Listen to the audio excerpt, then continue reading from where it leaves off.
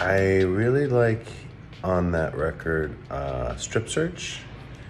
I like the keyboard things that John Hudson basically wrote.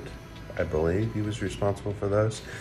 And it was sort of a song of his making that was really strong and different and had a sense of majesty.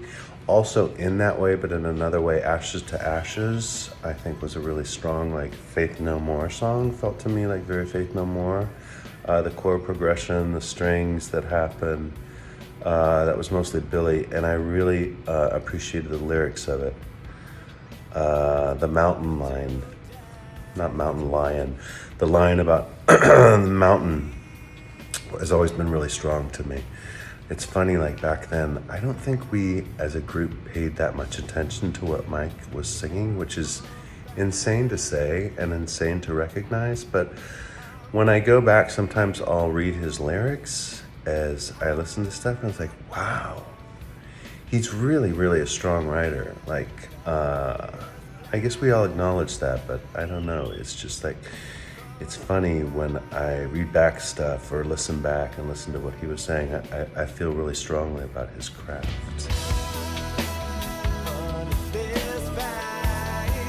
It was great. It was an absolutely great experience, even though it was a frustrating album to make. I ended up co-producing. In the beginning, we didn't have a producer. We were just writing songs and recording them. And of all the guys, I'm probably the most technical, so I was around for most of it. And, I have a hand in the songwriting. So technically speaking, it got to a point where most of the music was recorded, and I was kind of the overseer with the engineer, so I was, kind of producing it, I guess. I mean, I'd never thought of producing Faith No More. But there's also a certain point in, my technical limitations where I could only take it so far. I could get the recording and the arrangement part, but I couldn't get into the real technical post-production and mixing, and we needed help there. I mean, we'd recorded with Matt Wallace, who's been doing this forever, is super knowledgeable, and then Andy Wallace, who's like a master. So it's like, we needed something. I would never have taken it to that level. So we met Rolly Mossyman once in New York, and I loved his work with the Young Gods, and he's a great guy. He's technically savvy, and he kind of came into this like, kind of as a mixer. But he showed me a lot of things. He helped us clean up a lot of things.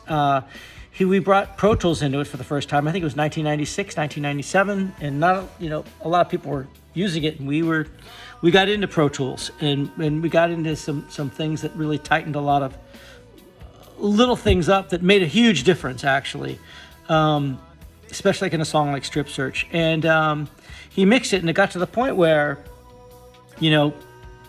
he really co-produced the record, because it wouldn't have been the same without him. And he stayed at my house. We had a great time. It was just something that, it worked out really well. It was, I actually felt honored and a little bit scared to even have production credit on it.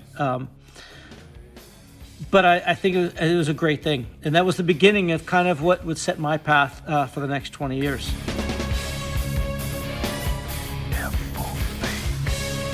The reason I did it was because, I wrote the song, and at the time, the way remixers were going with stuff, there was a certain,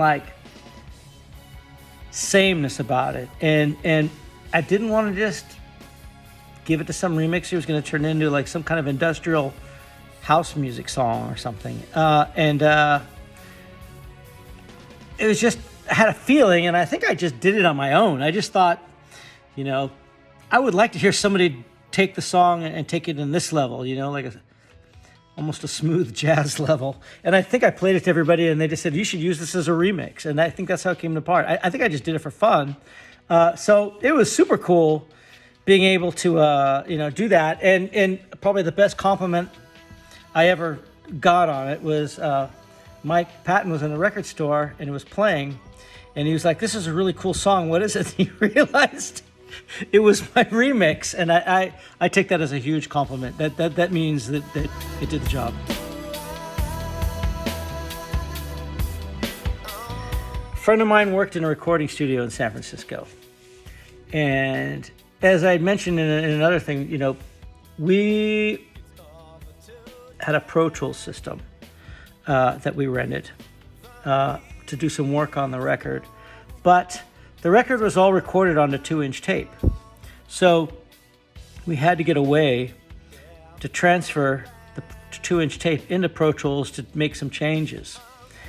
And since we had the Pro Tools system at my house, we had to try to get a 2-inch tape machine. So my friend had a recording studio that he was part owner in, and he's like, "You can borrow the tape machine for the weekend." So I had this pickup truck.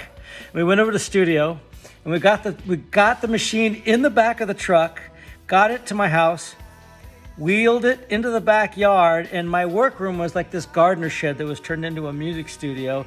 And I remember because I had a couple dogs, and it was like dog shit all over the yard, and we were wheeling this giant machine around the dog shit into the basement, and we made all the transfers there and did all the work there. And you know, Rolly stayed over my place for at least a month, maybe longer than that, and we worked in that room, and we got the tape machine back, and it was just really it was about as DIY as it gets, and super cool. It meant we were doing things ourselves, and we really made that record ourselves, you know, with our own hands, and it was a great feeling, actually. It was fun.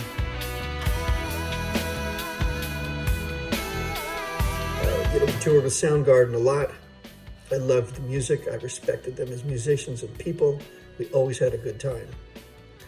Metallica took us under their wing very early. Extremely grateful for that. Nothing but good feelings and gratitude for that. Learned a lot.